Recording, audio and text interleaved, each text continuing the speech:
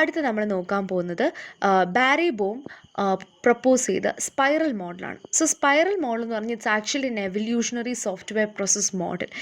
അത് ഒരു ഐട്രേറ്റീവ് ബേസിസിലാണ് ഇത് ചെയ്യുന്നത്. സോ അവിടെ പ്രോട്ടോടൈപ്പിങ്ങിൻ്റെ ഒരു ഇമ്പോർട്ടൻസ് ഉണ്ട്. ഇതൊരു വാട്ടർഫോൾ മോഡലിൻ്റെ ഒരു നേച്ചർ ഫോളോ ചെയ്യുന്നുണ്ട്.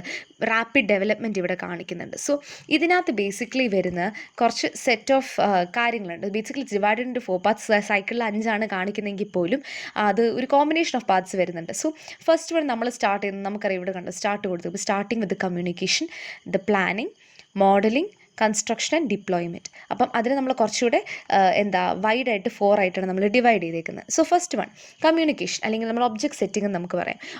Objective setting. ഒബ്ജക്റ്റീവ് സെറ്റിംഗ് എന്ന് പറയുന്നത് നമ്മുടെ ഈ ഒരു സ്പൈറൽ, ഈ ഓരോ സൈക്കിളും നമ്മുടെ സ്പൈറൽ സ്റ്റാർട്ട് ചെയ്യുന്നത് വിത്ത് എ പേർപ്പസ്. നമ്മളെപ്പോഴും പറയുന്ന പോലെ തന്നെ ഈ ആ ഒരു 4 ആക്ടിവിറ്റീസ് നമ്മൾ പഠിച്ചില്ല, അതിനെ ചുറ്റിപ്പറ്റി തന്നെയാണ് നമ്മളുടെ എല്ലാം ഇരിക്കുന്നത്. അപ്പോൾ നിങ്ങൾക്കിപ്പം ബൈ ചാൻസ് ഇത് ഓർക്കുന്നില്ല എന്നുണ്ടെങ്കിൽ തന്നെ ആ ഒരു 4 എണ്ണത്തിനോട് സിമിലർ ആയിട്ടുള്ള ടേംസ് എഴുതി വെക്കാനായിട്ട് പറ്റുമെങ്കിൽ it's well and good. So first one is objective setting. നമ്മളുടെ പേർപ്പസിനെ ഐഡൻറ്റിഫൈ ചെയ്യുക. എന്തെങ്കിലും ഓൾട്ടർനേറ്റീവ്സ് ഉണ്ടോ four achieving the target, what are the constraints, ഇതൊക്കെ ഐഡൻറ്റിഫൈ ചെയ്യാനായിട്ട് നമുക്ക് ഒബ്ജക്റ്റീവ് സെറ്റിംഗ് കൊണ്ട് സാധിക്കും. രണ്ടാമത്തെന്ന് പറയുന്നത് റിസ്ക് അനാലിസിസ്, അല്ലെങ്കിൽ റിസ്ക് അസൈൻമെൻറ്റ് ആൻഡ് റിഡക്ഷൻ. ഇതിൽ നമ്മൾ വെച്ച് കഴിഞ്ഞാൽ നമ്മളുടെ ഈ ഒരു ഗോളിനോ കൺസ്ട്രെയിൻസിനോ എന്തെങ്കിലും വേറെ ഓൾട്ടർനേറ്റീവ്സ് ഉണ്ടോ, എന്തെങ്കിലും റിസ്ക്കുകളുണ്ടോ എന്ന് ഐഡൻറ്റിഫൈ ചെയ്യുന്നതാണ് നമ്മൾ റിസ്ക് അനാലിസിസ് അല്ലെങ്കിൽ റിസ്ക് അസസ്മെൻറ്റ് കൊണ്ട് നമ്മൾ ഉദ്ദേശിക്കുന്നത്.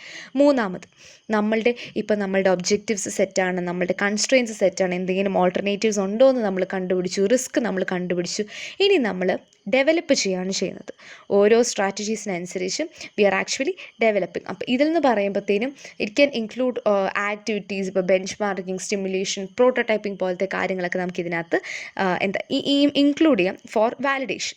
അപ്പം ഡെവലപ്മെൻറ്റ് വാലിഡേഷനാണ് തേർഡ് ഫേസിൽ നടക്കുന്നത്.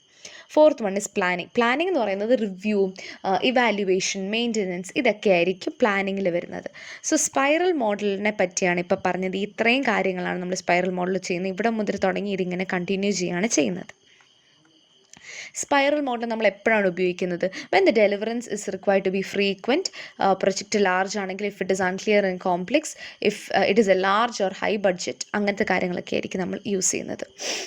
അഡ്വാൻറ്റേജസ് എന്ന് പറയുന്നത് ദി എമൗണ്ട് ഓഫ് റിസ്ക്, അത് high amount of risk analysis ആണ്. സോ ആ റിസ്ക് നമുക്ക് ഈസിലി ഐഡൻറ്റിഫൈ ചെയ്യാനായിട്ട് പറ്റും. It is useful for large projects as we have said here.